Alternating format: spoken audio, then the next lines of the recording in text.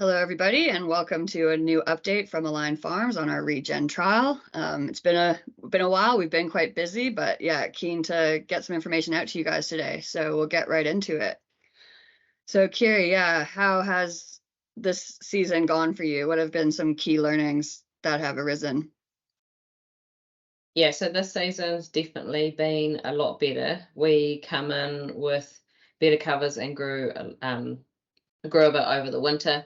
Obviously, the girls were wintered on grass, both sides, so that made a massive difference with bringing them home and calving and things like that. We were able to keep them off a lot longer than what we normally have to. We didn't really run out of feed. We were able to source some more, and it just meant that there was little to no transition, which has been a huge benefit to them.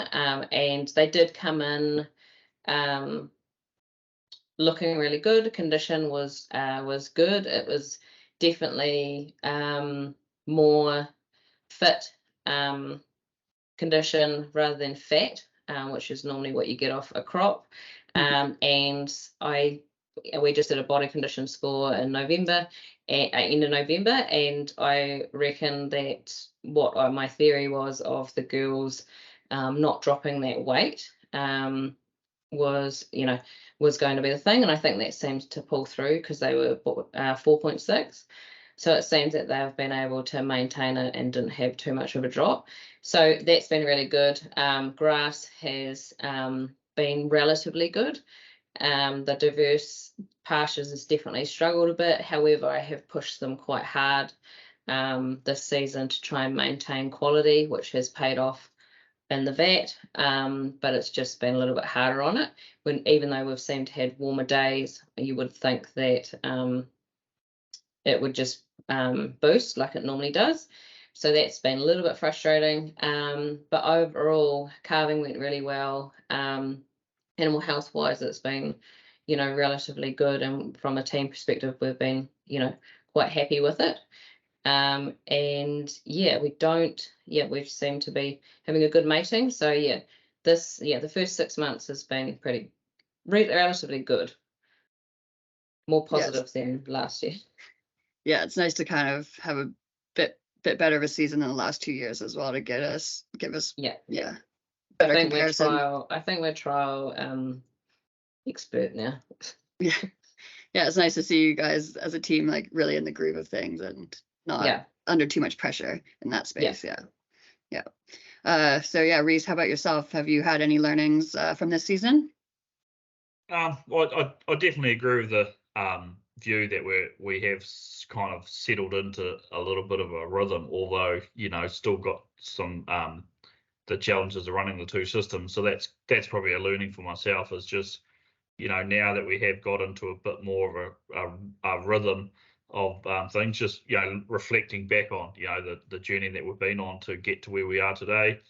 I've been really impressed with the grass wintering, and I don't think that's I'm not sitting here and suggesting that that's the future for everyone, but I certainly think that where practical, that's been a real great addition for both sides of the conventional and the Regen. So really happy with where that got us, that decision making.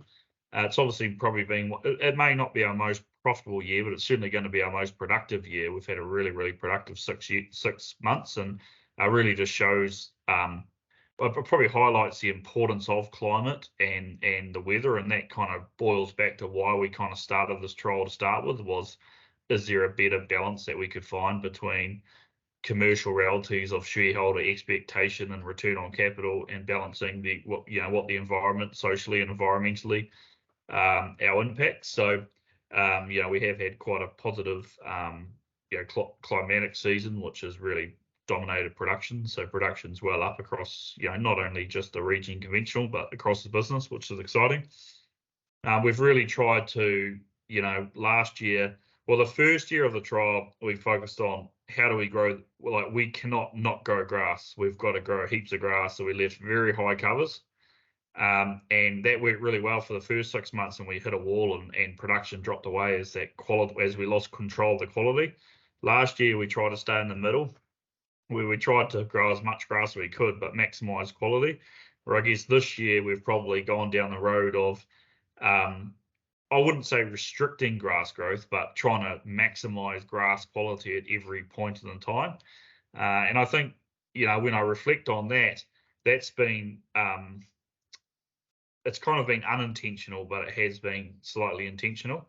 And probably my key learning, and I don't think this is relatively that transformational, but pasture management is where it's all won and lost, and I think it doesn't matter what system you're running, whether you're system 5, system 1, whether you're regen, whether you're conventional, whether you're in Northland, whether you're in Southland, pasture management's critical. And I think as we've learnt, Kiri and the team have become, more in tune to, the do's and the don'ts of regenerative farming around pasture management. And I'm not going to stand here and say that we're perfect by any stretch, but we're definitely starting to fine tune the system. Like we used to say we had 20 years experience conventionally in 20 minutes regeneratively. Well, now we've got 23 years conventionally and 3 years regeneratively. We're starting to build some information, which is quite exciting, and we're starting to fine tune. We don't get it all right, but we're getting more things right now, which is good. So, I'm quite pleased with where we sit. Key learnings is, just that focus on pasture management, and not getting too caught up in, I think we may have maybe gone a little bit too far with the pasture quality, and I think maybe there is a step, just one step back where we're still, growing as much feed as we can, and maybe that's a fertility thing that we need to continue with. Maybe that's a soil biology piece, maybe that's a stocking rate piece, but certainly really, really happy with performance. Like I think everyone should be really proud of themselves in that space. So I'm content, and probably just learned the big learnings is in that pasture management space. Yeah, and I think it is valuable that we've kind of taken different approaches each season and then have that information to see how it plays out. It's helpful for us and helpful for anyone watching what we're up to. So we'll move on to what your highlight has been for the season, Kiri. Anything that stands out? Just milk in the vat. It's a good feeling. Doesn't matter what. Doesn't matter if it's regional, conventional, or milk in the vat. Look, I know that's not everything, but to most farmers it is. So, that's definitely a massive thing. Submission rates have definitely been better this year. A lot more girls cycling. What sort of numbers have you got in the mating space? Well, 91% 3-week submission rate, opposed to 81 last year. And we did do a phantom scan for the first 10 days, and that was, where are we at? We did 356 cows, and 29 were empty, so sit around that 8% phantom. And then it kind of come out at 52% conception rate for week 1. That's 168 cows. So that's promising. Looks really good. So hopefully it just follows through. We've got a full herd scan minus the 356 on the 19th, so we'll be able to have a bit more information then. But the submission is definitely a lot better than last year. It was still slow in week 1, but we didn't really do any Y-weight programs or anything like that, so that's kind of understandable. It was pretty natural mating. We have done seeders or PG into non-cyclers, and we've just we did 3 scans over the period of the first 6 weeks, and that was just targeting non-cyclers. And then with those animals, we just looked at them and what deserves a seeder or not. So we have done that, but we haven't done any programs as such apart from those. So I think we've put in 90 seeders will be the total for this mating, which is what we kind of stick to. I just think we've done it a little bit more strategically this year. Do you feel like the improved results are a result of the wintering and the climate, or do you think you're getting a better handle on the collars? Do you think the collars I do believe I do believe that the grass wintering is the flow-on effect. The other farms are seeing the flow-on effect from it as well. I just think that when we target putting on too much weight in the winter, obviously there's so much more chance for them to lose it at calving time, and we just didn't see that. The girls looked shinier, they looked better than what they have in the past. And I think the big thing for me is to target putting on weight anywhere from, February through to April, May, and not targeting June, July. So yeah, I think that's definitely paid off. The grass wintering has, and I guess the girls potentially were a little bit more relaxed. If we have a wetter one, then wetter winter, then it would maybe change it. But yeah, and we have had, I guess, I don't know the facts, but I'd say we've had more sunny days and more sunshine than in the past. Usually, the past couple of years of Novembers have been quite overcast. Yeah. So yeah, might have to get some data on that, but it feels sunnier. No, yeah, So I yeah, think you're right on that. yeah. So I think yeah, milk in the vat and the submission rates have definitely been a highlight this year. Great. Yeah, and how about yourself, Rhys? Yeah, I think probably two key real highlights for me. Kiri's touched on one, a vastly improved mating performance, which is good. So as Kiri mentioned, 91% submission rate, 64% non-return rate, 52% conception in week 1. So things are all tracking towards, quite a substantially higher 6-week and calf rate, well into the 70s, and probably a high single digits or low teen empty rate, which is really, really exciting because we can get on top of some of the some culling and really start increasing herd performance. So that's really, really exciting, and I think that's going to make a huge difference going forward if we can get on top of that. So really, really proud of the team for what they've done there. And probably the other big highlight for me is just, we are starting to consistently pull out some really, really exceptional environmental results out of the regenerative farm in particular, and probably in the conventional side too. I think we can forget about that quite quickly. But when you compare the conventional and the regenerative system, there's about a 26% reduction in total GHG, or about 4 tonne of CO2 equivalent per hectare. And there's also about a 10% reduction in emissions intensity as well. So, there are some really, really exciting, pieces. I would say that regenerative side of that farm is probably one of the lower dairy farms in Mid Canterbury. Would certainly be in the lower quartile, no doubt about that. End loss, 35% reduction in end loss, about a 47% reduction in end surplus. So, for us, these are some real big numbers. So yeah, point taken, we haven't quite nailed the financial side. We're close, but we're certainly not close enough. But certainly when you start bringing these environmental factors in, and then you start lining that up with some of the access to capital in particular, some of the noise that's coming out of some of the milk suppliers, it is quite exciting around some of where the opportunity could go there. So, the guts of the matter is yeah, we're still making money, just not as much, but we're certainly having quite a lower footprint, which is exciting. And I think that's something that easily gets lost in the message around what success looks like in this trial. A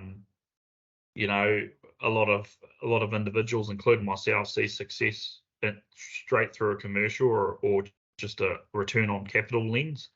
However, when you start factoring in, most banks or capital providers will have some level of GHG emissions attached to that bank loan going forward. You look at these milk companies within New Zealand looking at paying farmers more for milk that's produced at a lower intensity rate. That's quite exciting. So I think that's a real key highlight that I don't think we've talked about enough within our business, and widely, that we are starting to get some exceptional environmental results, in my opinion.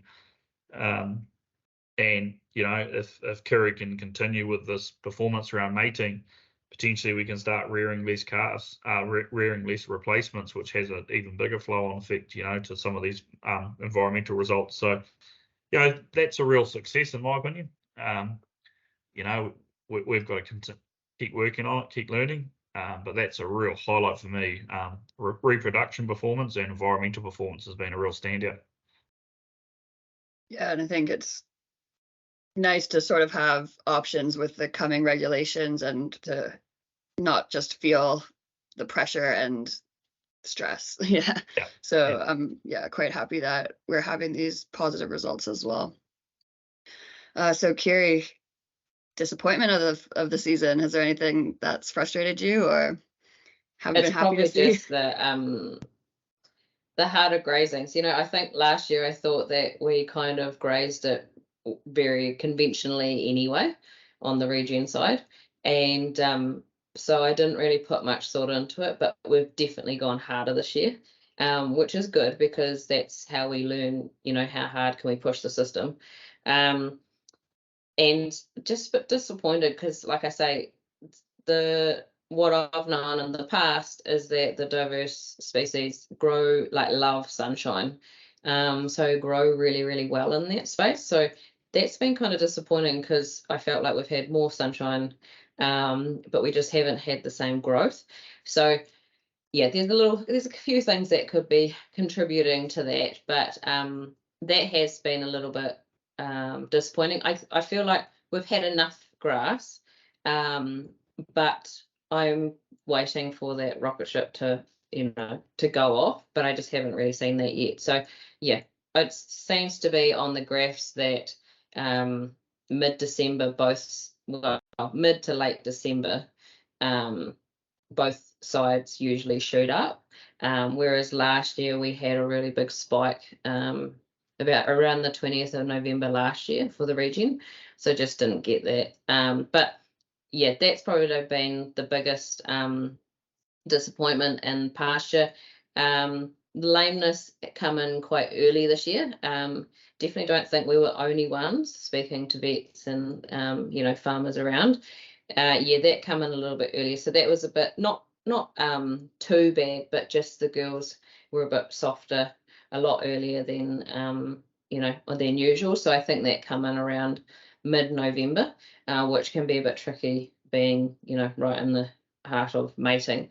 So that's been a little bit disappointing, and somewhat equally on both sides. I feel like it's been a little bit more conventional than Regen. And then the last one is the cell count on the Regen side. That's been so disappointing. Overall, cell count's been better this year, but the Regen's definitely just sat higher. We have had 2 good culls early on, like August, September, and that was purely cell count. So yeah, I think as time goes on and we do more culture testing and things like that, we can get on top of it. But yeah, the Regen has had a higher cell count, and I can't entirely tell you what's driving that, whether it's a herd thing or a individual thing. So that's probably been my 3 disappointments. Yeah, it'll be interesting to see how that plays out for the rest of the season and if it continues next year as well. Yeah. Rhys, how about yourself? What has been a disappointment for you? I'll probably just I've got a wee bit of a well, I wouldn't say it's a concern, but and it's hard to call it a disappointment, but it is probably around soil fertility levels. That's probably quickly lost and slowly gained. More, like we've set out an intention not to effectively mine soil fertility, and our data is probably suggesting that we have. So that's I wouldn't call that a disappointment. It's a learning, and we need to learn from it and make sure it doesn't continue.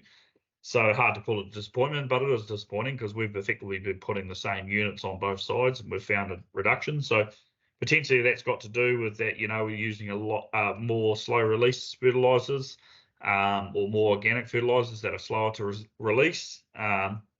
who knows? Or maybe a unit's not a unit and they're not comparable. So we need to look into that. It's not at concern level, but it's just something that's, the trend is heading down, so we need to address that. And again, probably a real success has been production, but one thing that is that I am mindful of is the conventional's up just over 13%, the Regen's up 5% on last year. So that's either telling us that we had a really, really poor conventional year last year and, that's kicked up, or we had a strong Regen year last year and just hasn't had that gain. But that is a number that is quite different. If we were 13 and 12, probably wouldn't be too concerned, but 13 and 5 is quite considerable. So probably just shows that the regenerative is more of a consistent kind of year in, year out system, where the conventional has more opportunity to ramp up and ramp down. So you could argue, on one hand, you could argue that the regenerative is more resilient potentially, or you could argue but you could find the reverse as well. So it's just an observation that I've noted. Going, that's something that we need to look into next year and continue. But the Regen did hold milk solid per cow. They had a really good flat line, compared to conventional. Yeah, and that was just what my last comment around production was, an observation, and I wouldn't call it a concern or a disappointment. But last year, right now, we were about 15 kgs of milk solid per cow ahead on the regenerative side to the conventional side. This year, we're 3 kilos behind at the same point. So that's just something to be aware of. So, last year we were ahead, and then slowly the conventional took over as it got longer days in milk. So Kiri's going to have to, focus a bit harder in late lactation to milk those regenerative cows for a bit longer to make up that shortfall. I still think because milk production's up as a whole, we'll get to where we need to get to, but it's just something to be mindful of. Is that, and I think if you actually really strip that back and look at it, potentially that 15 to 17 milk solids a cow gain is probably the difference between wintering on brassicas or crop versus wintering the conventional herd on grass this year. They got off to a much better start, so the conventional cows didn't go through that lag factor, and the Regen cows took off. So at the moment they're pretty much level pegging. One's doing 2 1 week and the other one's doing 1.9. It kind of jumps around, but last year we didn't get as much days in milk on the regenerative because we had to dry off earlier. So, Kiri's going to, if she wants to keep that milk production the same, she'll have to continue to milk for a bit longer, which may have an effect on grass quantity at dry off. So we may have to set the farm up differently. But, it's hard to call it a disappointment because you could also call it a success conventionally that we've got equal milk production per cow. So I think it's a disappointment from the regenerative side that it's not so far ahead as what it was last year. It's not 13.2 versus 4.7 is, in my eyes, quite considerable. Yeah. Yep. More than double. Yep. Yeah. All right. So we'll move into a bit more specific discussion around each area that we're focusing on. We have already spoken a bit about animal health and mating, but is there anything you would like to add in the animal health space, Kiri? No, that's kind of it. Lameness, smack cell count, pretty standard. We are again this year still doing the body condition scoring as well as coat scoring and things like that through the Vet Ent Wellness. So that is really beneficial. And I guess we'll have that data online so that people can see. But like I said, the average body condition score for 24th of November was 4.6. Rhys, how about yourself? Do you have anything to add? If you look at the data year on year for that matter, it seems that our animal health cases are trending down, which is a real success to Kiri and the team. I'd say most farms are probably still trending up. So that's a real positive in my view. We've started to overcome some of those challenges. And I hate to keep harping on about grass wintering, but I think that's played a part. Harp on all you want. Especially around mineral usage is down. Financially the business is circa $200,000 down on animal health, which is really exciting. So that's a good sign in my view. That's probably the big one for me, is just some of those macro trends are trending down. I haven't seen anything in particular that is of any concern to me around animal health. There was a slight lift in submission rate in the Regen by about 3%. I think Kiri said the average was 91. I think the Regen was 92 and the conventional was 89. It's something. It's not something to go, wow, that's massive, but let's just see where that goes. If that trend continues over time, it may become 10% eventually. Who knows? Not too early to count on it now, but there was a gap where in the past there's been next to no gap. So there was a 3% gap this year. So yeah, overall animal health, I'm quite content with where we sit. I think if we can get our mating results good and nail that, that flows on to animal health. We can make more voluntary culling decisions, and we can really, really get on top of some of the other types and start nailing that. So for me, I'm quite optimistic that if we get that right, there's a lot of really, really good flow-ons around animal health. So my focus is on how do we support the team to improve their mating results year on year and really, really hammer that home. So I think they've done a great job this year. Yep. Do either of you have any comments on the collars? So I've been using them for a few seasons now. Yeah, so I think as time goes on, you learn a lot more, and you get the right people to teach you, tricks and things like that, and tailor it more to your system. So I think that's probably my biggest advice, is to tailor it to your system. Use your dates and your like everything that suits your farm. Don't go with the generic.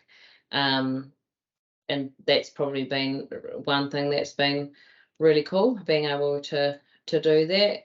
I'm not going to lie, in the first 2 years, I definitely blame the collars for a lot of it. But yeah, I think, it is pretty cool having the collars, because you pretty much have what you don't have when you don't have collars is, the matings get inseminated, and unless you go through the book every day and then double check that that's what's been uploaded into Minder. Whereas the cool thing is you just print off a report and you just compare the two from Minder and Allflex, and it just spits out the cows that have been like mismatched or something like that. So that's been really cool, because you do pick up things, whereas then you can actually make proper decisions on cows that haven't cycled or things like that. Whereas when you have the one system, you're potentially PGing cows that have actually been inseminated. So that is really cool. I do like that you can just easily split out a report and do that. But yeah, so the collars are working well. The team are pretty good at, especially because we've got a split herd. That is the benefit of having a trial farm, is that once the Regen girls have been through the shed, they check that that's the correct amount that going to be drafted out for AI that day.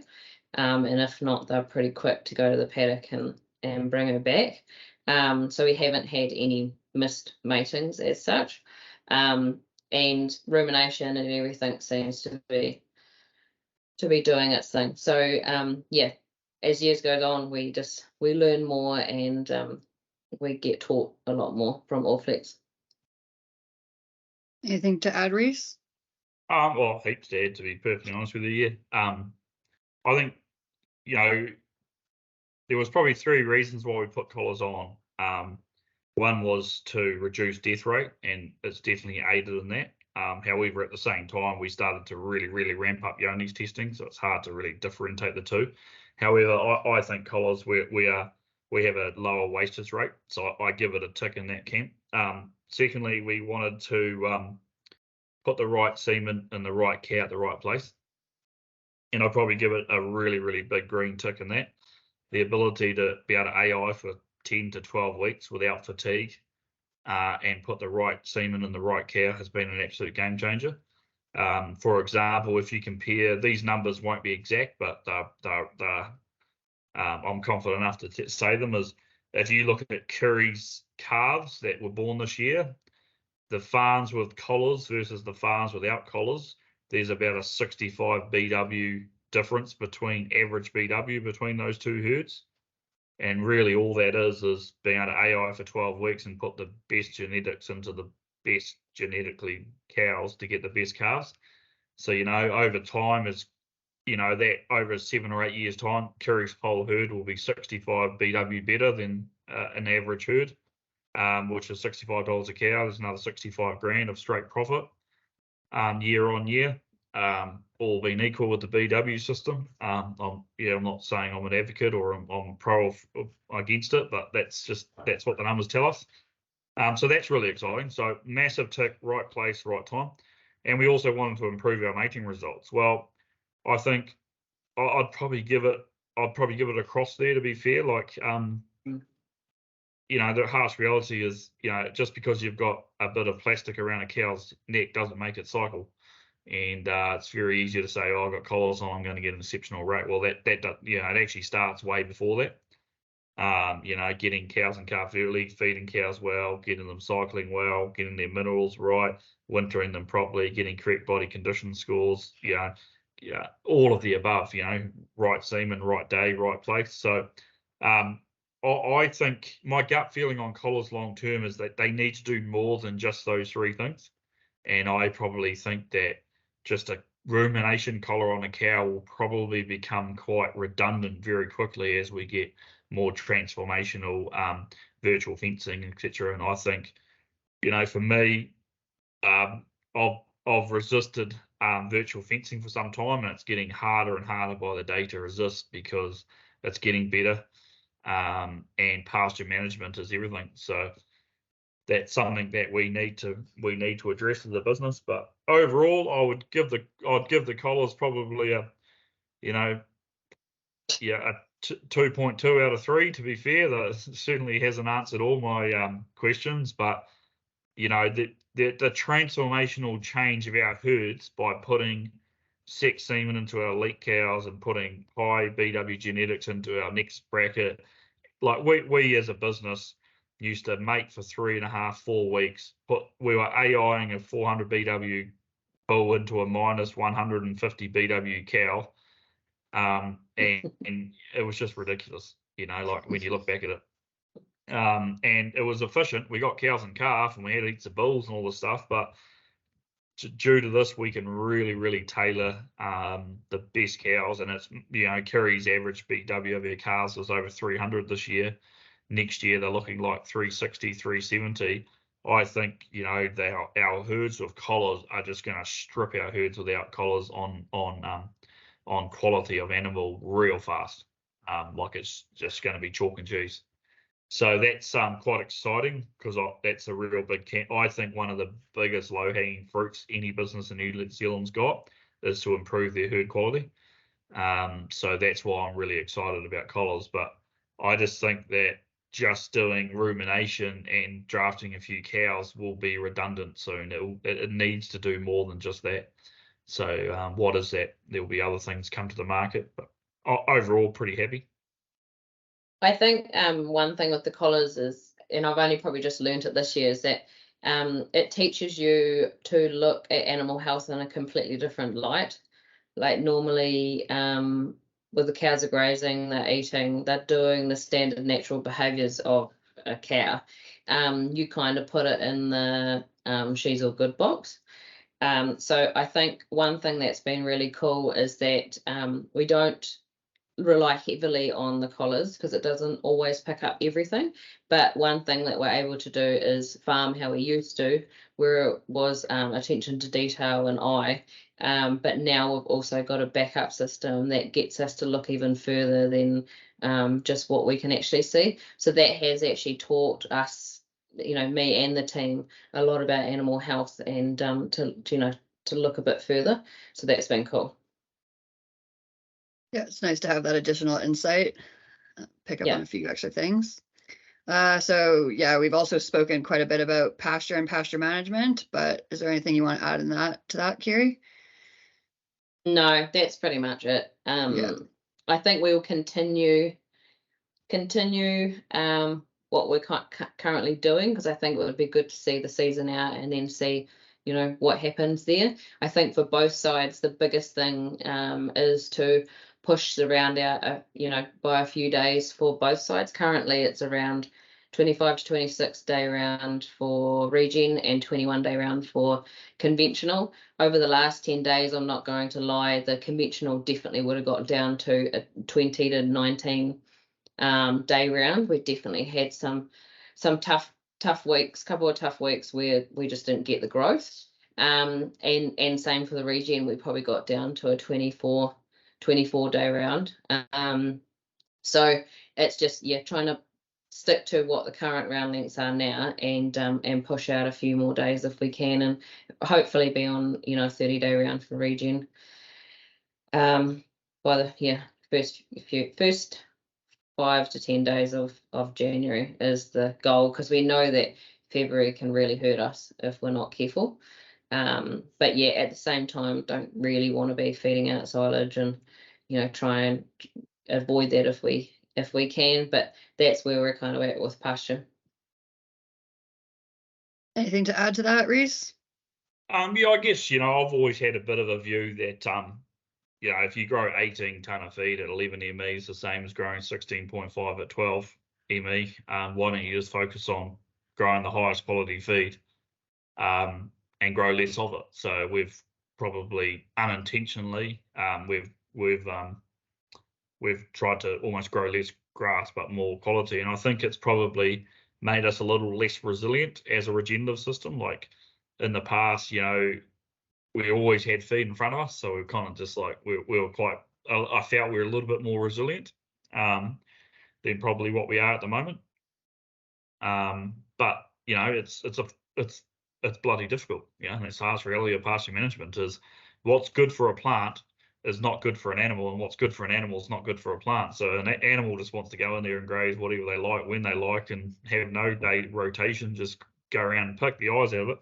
Whereas what's good for grass sometimes is to be decked out to 1500. So and that's bad for the cow. So the art of pasture management is balancing what's good for the cow and what's good for the grass and getting that right, and that's a real challenge. And not having urea in form of protein in the form of urea to maximize pasture quality. You've got to use other tools, the tricks of the trade, and some of those tools are a lot more nature based, which means you need to you need to use a lot more observational skills, and it is actually more technical to some degree.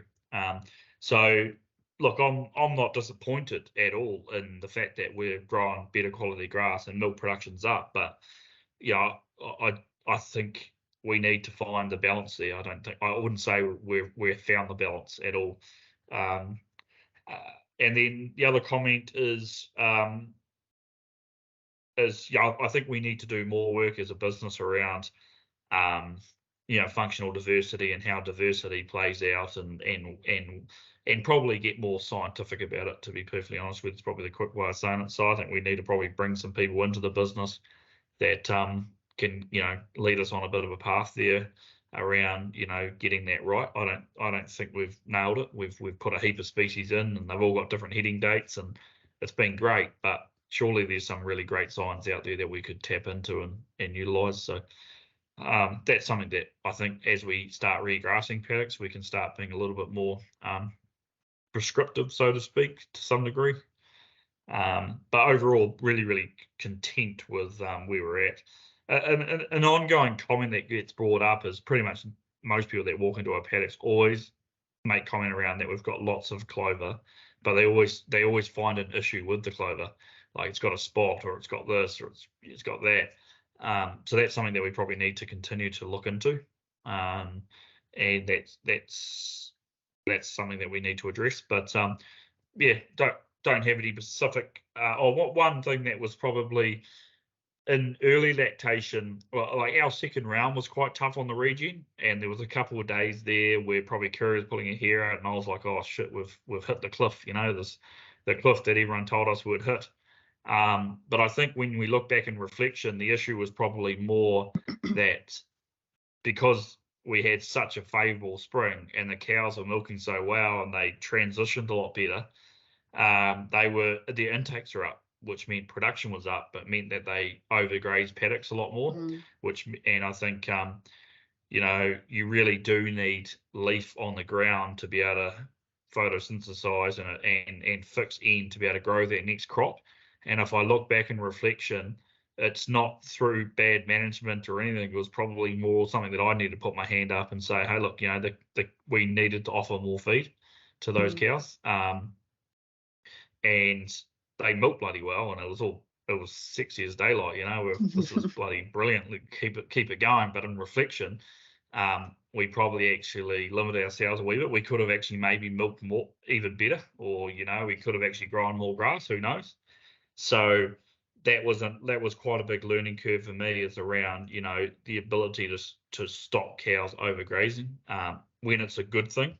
Overgrazing, like normally overgrazing is a bad thing. It's like we've got no feed, they're overgrazing. Where this one was, their intakes are up that much that they were actually overgrazing pasture. So that's They were something definitely we they could were probably reflect on. eating like 21 kilos a cow opposed to the average. So they were definitely the calculations were correct, everything was correct, but the cow they would just keep eating, and then they wanted more and more, and I was like, I actually thought it was a pasture, a plate meter thing, but they were definitely. And as I talked to more and more other farmers, they were all saying that's what their intakes were. So I think Canterbury, that was a standard for Canterbury.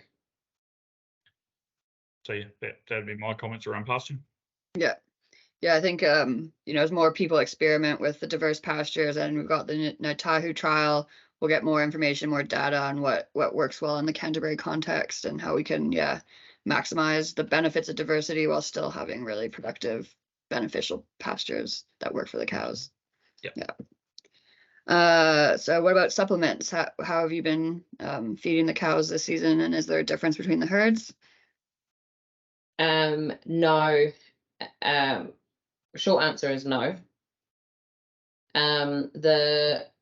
I haven't actually looked at the total per side. It's pretty similar. Usage. I think just slightly higher on the Regen side 1 week. So that Regen did have to have a little bit more, especially with the grain, because like we said, we were struggling during that period, so they got a lot more grain than the conventional didn't really need it. But yes, that's the plan to slowly phase that out. We have made 14 hectares of silage, and 17 hectares of silage on the Regen side and 14 on the conventional side. So that's good to get some silage in. But I think we are looking. We're looking at not having any grain on the Regen side next year. We're looking into that. My only concern is that from an animal perspective, cowshed flow is quite important. So how could we, what alternatives could we do around that space without spending a lot of money? But that is one thing, is to look into not doing that for the Regen next year. But what that would look like, I think that plays a huge part on cow flow into the cowshed. I know it might sound silly to Rhys, but that's animal behaviour, everything. So to have the gills relaxed and be able to milk out and do their thing all the time, cow flow is quite important in regards to yards. So what's an alternative, or what does that look like? Whether it be a very small amount of grain that entices them in or something. So Rhys, do you have anything to add in the supplement space?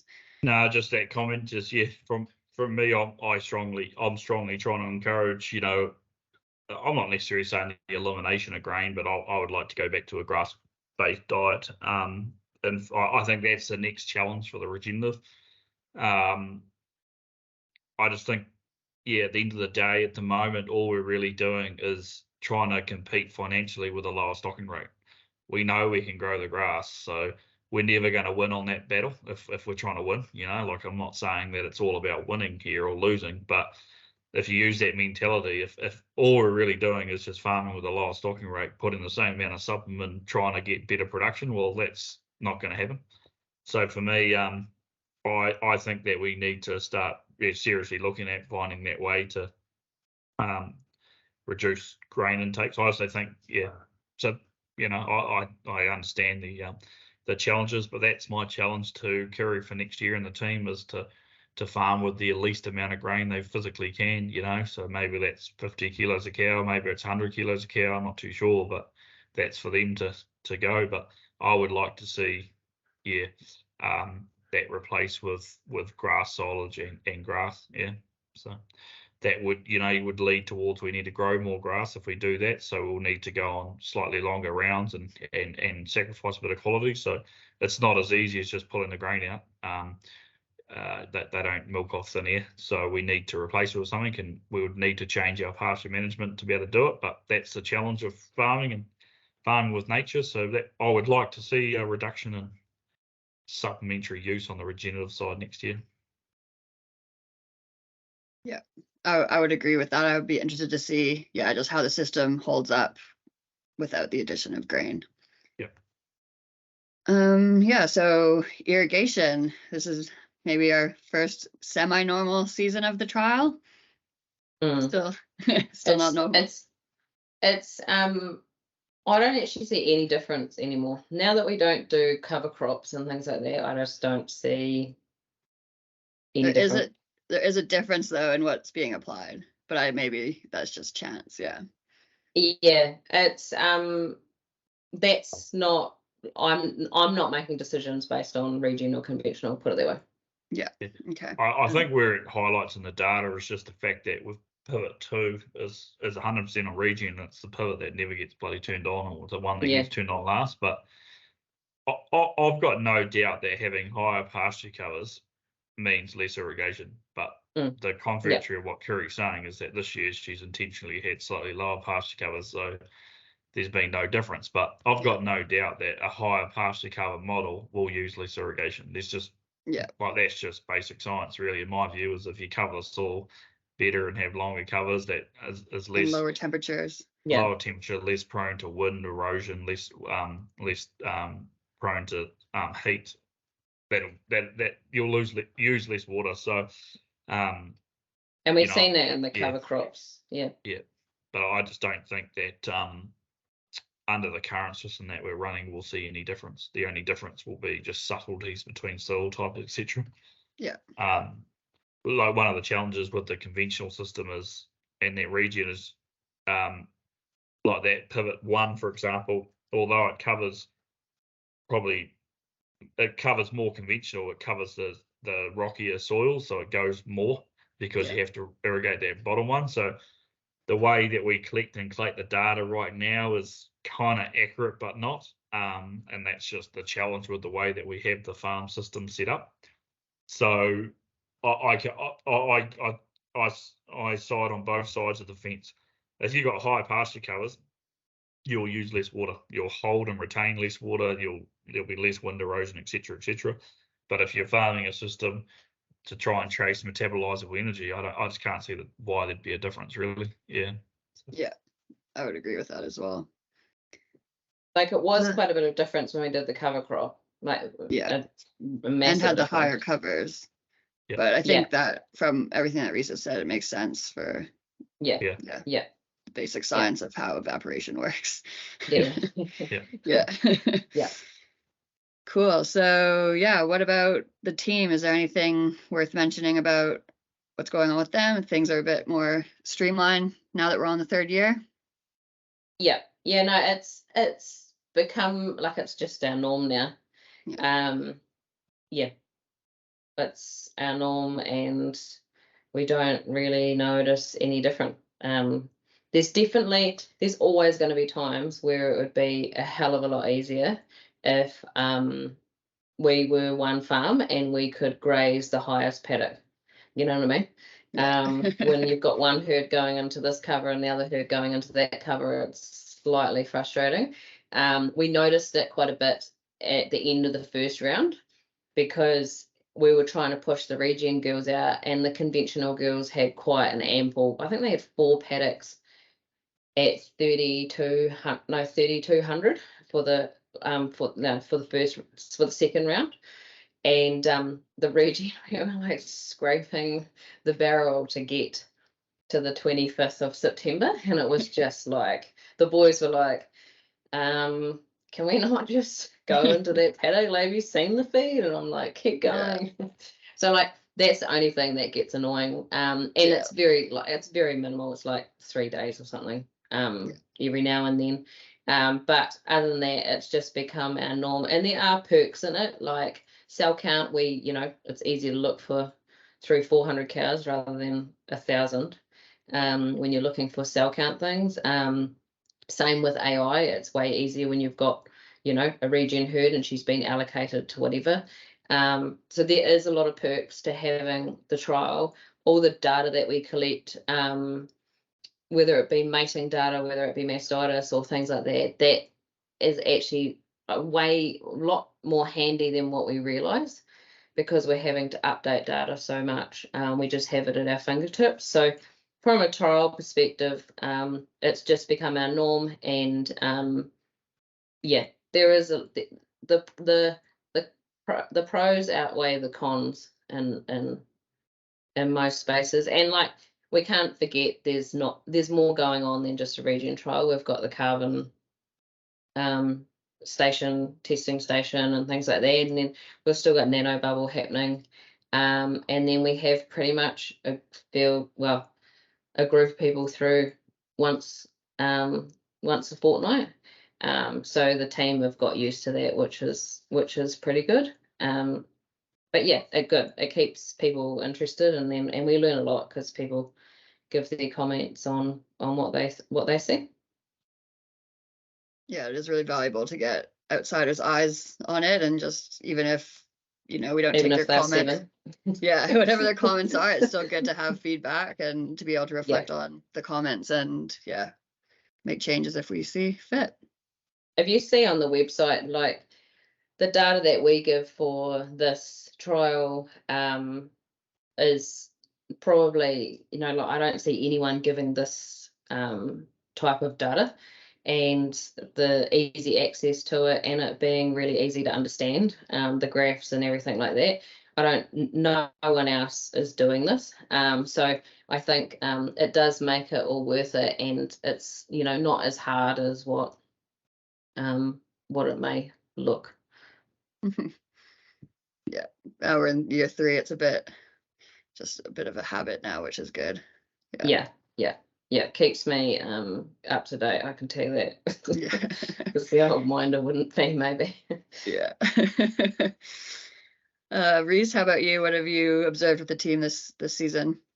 Yeah, I don't really have much to comment in that space, to be perfectly honest with you, other than the fact that I've found naturally myself have slowly drifted back into that kind of reductionist and control mindset rather than that regenerative mindset.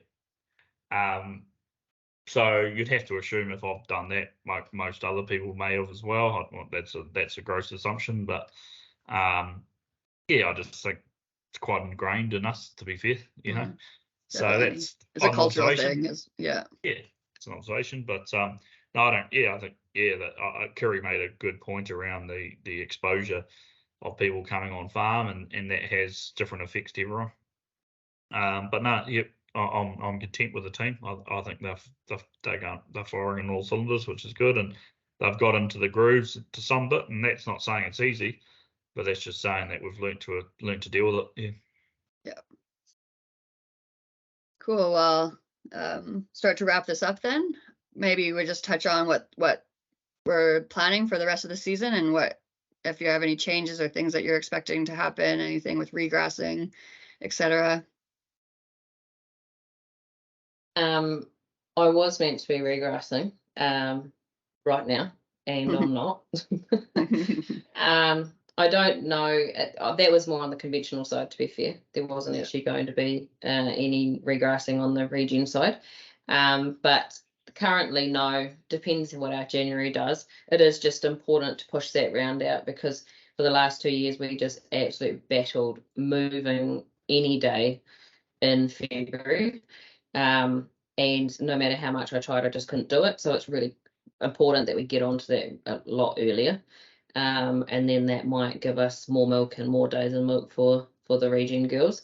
But kind of goes for both sides at the end of the day. Would like to do a bit more deferred paddocks. Well, deferred back of paddocks for Regen and conventional. We did that a few last year, and it worked really well, especially in January. We grew a lot of feed on the rocks, which we don't normally grow feed, doesn't matter how much water we put on. So that would be really cool to get back into that. It also means that those longer walks, there's not as much for the girls, and they're not having to walk that furthest distance. So I reckon that made a massive difference with lameness.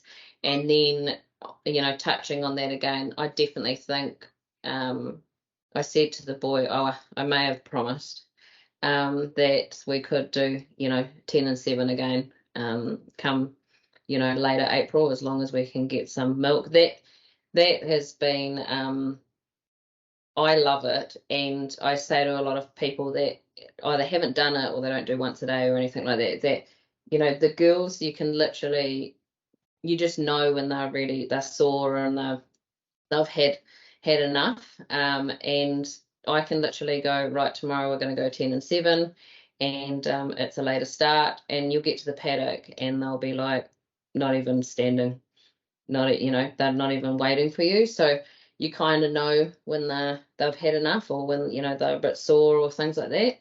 And I reckon that's really paid off, and I think that has a really good transition into winter at the same time for both the people and the cows, because our wintering's definitely a lot more mad now. Like, June, I don't know anyone that says June's a quiet month.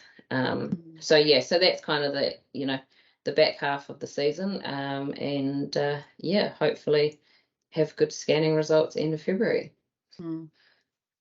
Great. Yeah, Rhys, what about yourself?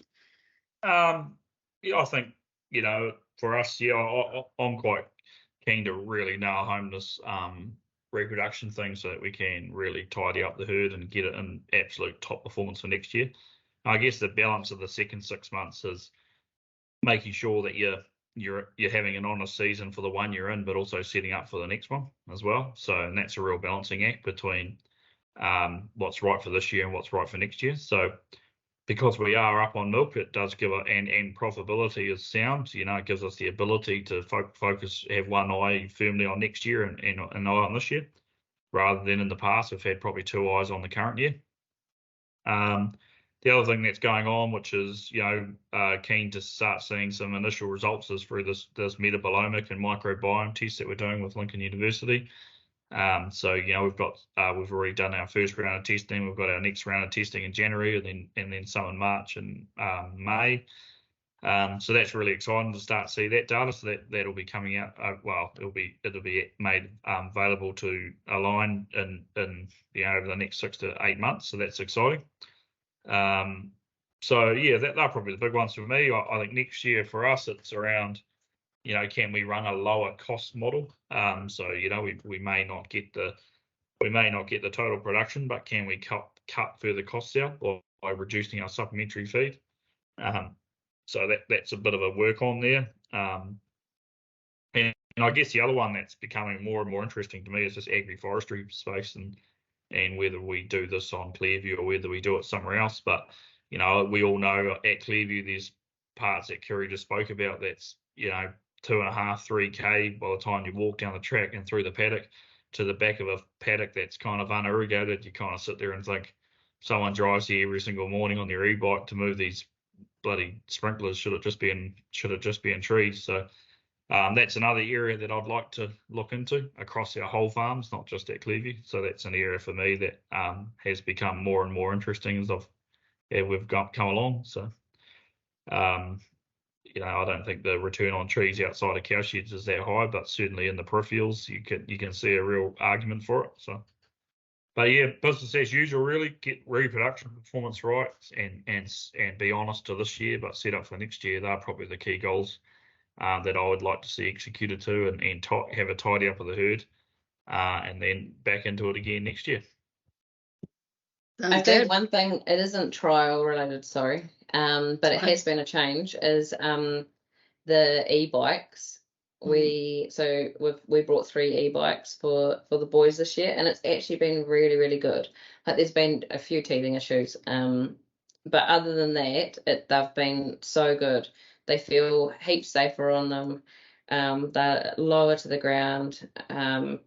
They're lighter, so if they were to fall off and for the bike to fall on them or anything, that's been a massive difference. So yeah, they've been really cool, and hopefully that adds to our reduction in our footprint by having them. And obviously, who wants to pay for fuel right now?